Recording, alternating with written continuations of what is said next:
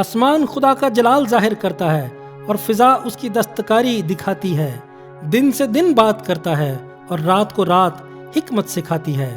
نہ بولنا ہے نہ کلام، نہ ان کی آواز سنائی دیتی ہے۔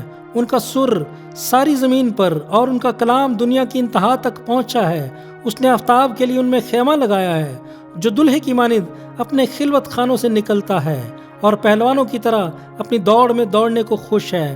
وہ آسمان کی انتہا سے نکلتا ہے اور اس کی گشت اس کے کناروں تک ہوتی ہے، اور اس کی حرارت سے کوئی چیز بے بہرا نہیں۔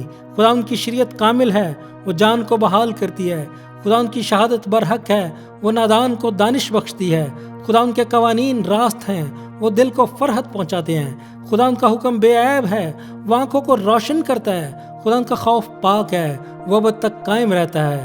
خدا ان کے احکام برحق اور بالکل راست ہیں، وہ سونے سے بلکہ کندن سے زیادہ پسندیدہ ہیں، وہ شہد سے بلکہ چھتے کے ٹپکوں سے بھی شیرین ہیں۔ نیز ان سے تیرے بندہ کو آگاہی ملتی ہے، ان کو ماننے کا اجر بڑا ہے۔ کون اپنی بھول چوک کو جان سکتا ہے؟ تو مجھے پوشیدہ عیبوں سے پاک کر، اور تو اپنے بندے کو بے باکی کے گناہوں سے بھی باز رکھ۔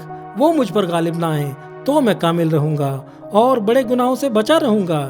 میرے منہ کا کلام اور میرے دل کا خیال تیرے حضور مقبول ٹھہرے، اے خداوند، اے میری چٹان اور میرے فدیہ دینے والے۔ آمین۔